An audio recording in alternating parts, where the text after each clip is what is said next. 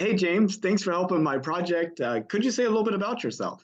Nathan, awesome to see you, man. It's like it's been a while. I live, in Cocoa Beach, and I worked out at Space Center for 13 years. And yesterday I saw one of the most fabulous things that I could possibly witness. The sky lit up in the dark like you wouldn't believe. There were loads of us out on the beach that were viewing the launch of Artemis, and I recorded it on my phone. I don't know what this can be seen. No, no, no, no. Try and so it can be seen. No, I can only see a reflection of the camera. Ah,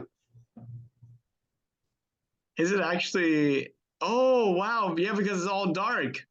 yeah, Okay, yeah. It's I dark can right kind of now, see but it. watch this, watch this, watch this. This is really cool. Okay, it's going. Uh,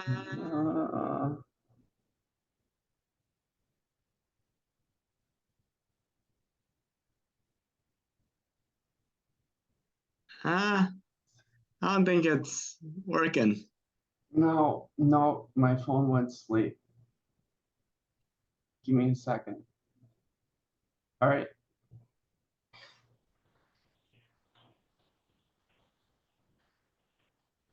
Okay, I can see some lights in the back. All right. Yeah. I can. Oh, because I'm not on my Wi-Fi. All right. Give me a moment to get on my Wi-Fi. All right. Out at Coconuts, I couldn't get on their Wi-Fi. So, all right. Give me one moment. But it's amazing you got to see and hear and feel Artemis 1, All the right. Here we first go. time we're actually testing a rocket to take humans back to the moon since 1972. Now watch the sky. So it's pitch black and it keeps stopping.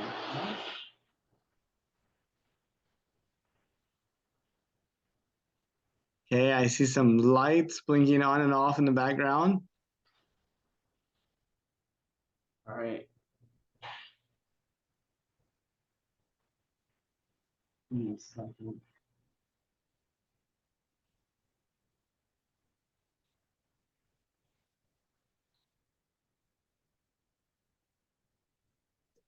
All right. Here we go. This is bad. This is bad. All right.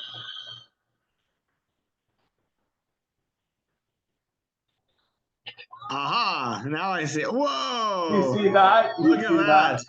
It It like lit went up the from night to whole daylight. sky, Nathan. It's like the sun's rising or something. It absolutely felt that way. Wow. Wow, so it was Yeah, just like daylight at that point. it was. Yeah, it absolutely was. So I know you worked at Boeing and worked with the Delta Heavy. How did this launch compare to those?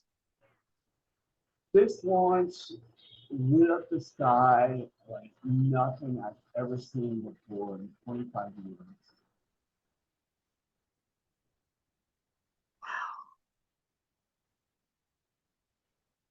That's amazing.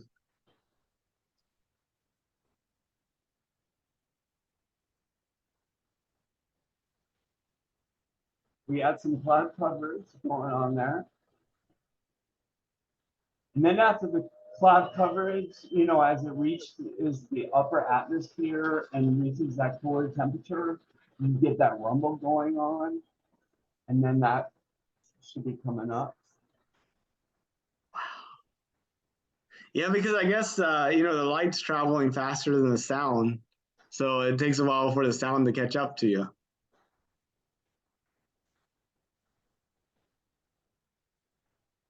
That's amazing. That's awesome. Thank you so Yeah, much. it was amazing. Yeah. Yeah, we had a load of people out there on the beach at Cocoa Beach watching it, and it just was illuminating. I mean, to say the least. So when did you find out that NASA is planning to send astronauts back to the moon? That was like when George W. Bush started that initiative way back. Yeah, I remember that the Constellation program. 2020. I remember having a date on his plan was when we're going to have a permanently tended moon base, right? So it kind of hits me a little bit about the stops and starts and thinking we could actually already be on the moon at this point. Right, right, right. And if I wish I have and I probably have it here somewhere, but the original space station was like this. And then over time, it went like this. It used to be huge. They had a lot of elements to it that they ultimately didn't implement because of budget constraints. Wow, yeah, I remember one was supposed to be like a centrifuge for people, to Mhm. be able to create, the force of gravity, maybe to help the astronauts, um, with bone and muscle loss, that type of thing. Right. That would have been Yeah. really cool. Yeah, I was in charge of allocating costs to each of the contractors that would bill on the different sections. So I was budgeting for each of the different sections from each of the contractors, and it was really interesting. I worked space station as well as the shuttle, um, and I loved it. It was so exciting being out there and meeting all the people and knowing the people that were around that actually saw like the launches to the moon, the last launch to the moon. It was an incredible experience for me yesterday. It really was. That's amazing. Yeah, I'm really excited too. I couldn't attend the launch in person like you did, but I'm gonna have the opportunity to do some observation with the people working in mission control over the next a few weeks. So That's I gonna, that's, I feel like that's the next best thing for sure. yeah, that's outstanding. It really is. I have a lot of friends out there. I have a lot of friends that retired that I still keep in touch with. That community of people are really an outstanding group of people. They really are dedicated to making things happen. Um, I supported the uh, quality engineers during launch. So I'd be out there right next to the launch room where the director was, and it was interesting because a lot of them would have space flight now up on their screen because they were getting the best information from spaceflight now than they were getting elsewhere. So that's kind of funny. Spaceflight now, so uh, you guys owe me some credit for mentioning Yeah, it. I was watching Spaceflight Now yesterday, and one of the things I noticed was when they're preparing an update, you get like the three little dots showing up on the screen, and you're like, okay, hit enter. I want to see the update. Yeah, same experience here. And then there's like this delay between when your phone receives it and when it actually goes up. So you have to, when you run out there to go watch it, you've got to remember there's 15 seconds between the delay of your phone and when. So many times with these launches, I missed the launch. I missed it actually going off because of the lag between the phone. That's interesting. I was wondering, where you think this might all be taking us? Like, if you look out like 200 years from now, do you think this is sort of like creating a future for humanity in space, or you think we're just going to be still on the Earth, making these little bitty trips to places in like 200 years? I mean, how far do you think we could get? So far, I think as long as Elon Musk is still alive, we're gonna get there. But there, throughout history, there's always that next person that picks up where the other left off. Warner von Braun, he came. We had him out here. He used to drive a car down one of the streets down here throughout in Titusville, and he came with that technology, and he is one of those special people. I think similar to Elon Musk. It's almost like we're repeating history. It's interesting how that's evolved, and how a new up and comer kind of boosts the technology. It is. It's like a relay race, passing the baton to the next person, or maybe the baton gets dropped and somebody comes along and picks it up or something. Absolutely. It does feel that way. We've got France out there doing some great launches with their rockets. And we're starting to have other countries starting to try to catch up with us. Uh, it's hard to say what things are going to look like in the future, but definitely things are going to change. It'll be Technology, interesting. yeah. I have a lot of colleagues that are into machine learning and deep learning, and there's so much in that, like Elon has mentioned, that could really provide that Arnold Moore Arnold Schwarzenegger movie, the Terminator type of thing, where the robots take over and everything. We have that technology. We are getting near that technology. We're having some flaws right now, here and there, but we're getting towards that. I mean, we're going to be in that environment. Anything like that people want, like as we're seeing, you want food delivered to your house, it's coming. You want 1 day delivery, you could do that.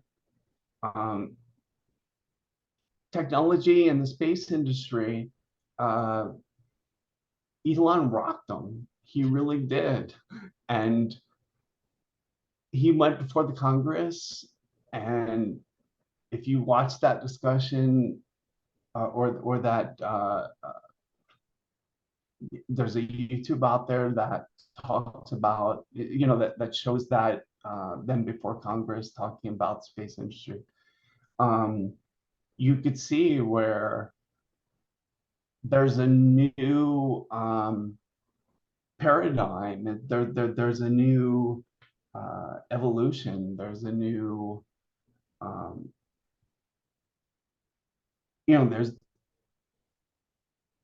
there's a new generation taking over space. But what I can say is it's built on us each, the one generation standing on top of the next generation, and they keep bringing it up and up and up. If you look at like the Soviet Union, who have stuck with their traditional rockets, and you compare it to like the space shuttle, for example, look at what we did. We built like an aircraft that flies in space, that compared to Russia using rockets. And then what we did is we basically adopted the same concept now of using the rockets rather than using a space shuttle design, which is interesting, right? So it'll be interesting to see how Russia responds to what we're doing.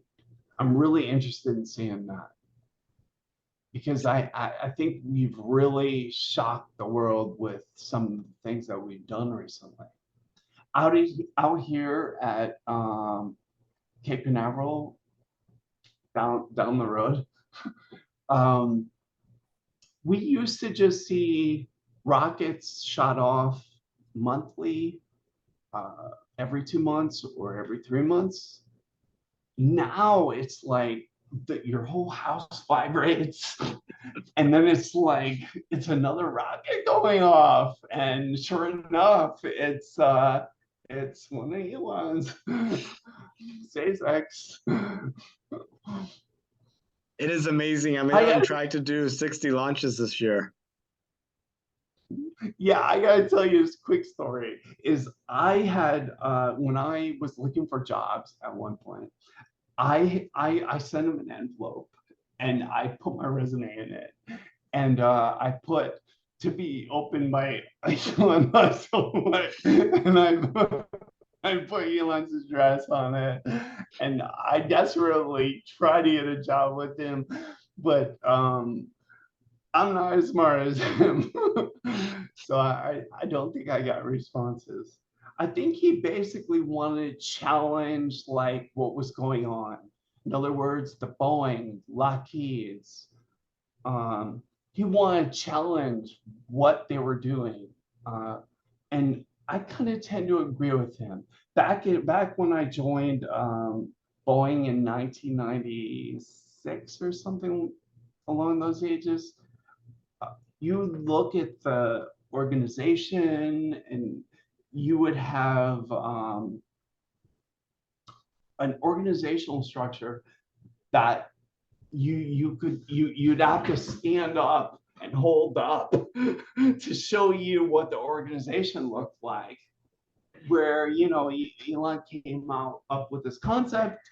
If you want to go in, if you're in a meeting and you feel you aren't adding value or you're not getting value, walk out, no problem.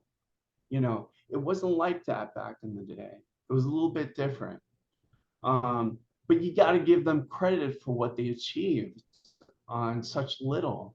I mean, to take the technology that they had at the time and produce what they did is just incredible. With that said, there was a lot of money that was invested in that, a lot of money, and when they were working there out at Kennedy Space Center, a lot of the people that worked there, they would bring their RVs in the back and actually sleep there, and then get up and work again. So a lot of dedicated people made that happen, and a lot of dedicated people like on your team, I'm sure, made that happen as well. That's pretty amazing. You see that same thing at SpaceX down there in Boca Chica, a whole bunch of RVs and people living down there. When SpaceX first came here, I was with Boeing, and I was taking one of our contractors around, and we're taking pictures and everything.